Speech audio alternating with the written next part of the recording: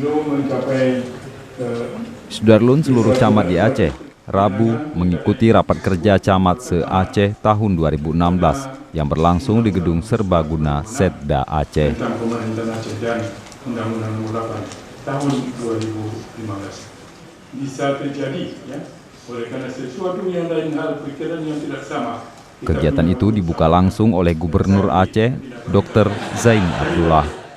Panitia juga mengikutkan Ketua KIP Aceh, Ridwan Hadi, untuk menjelaskan tahapan pelaksanaan Pilkada 2017. Selain itu, ada juga pakar pemerintahan daerah dari pusat untuk memberikan penjelasan tentang perkembangan terbaru Undang-Undang Pemerintahan Daerah yang terkait dengan masalah pemerintahan di kecamatan.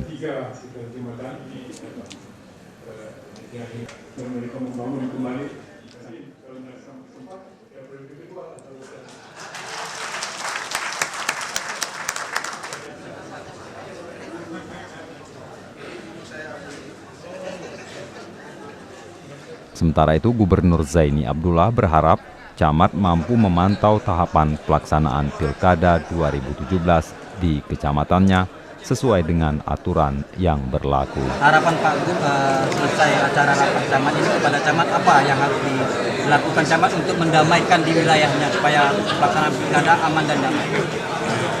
Itulah semua mereka harus bekerja keras selepas ini berupaya kalau terjadi sesuatu yang tidak diinginkan yang membuat ini proses akan kacau, itu mereka harus bertindak.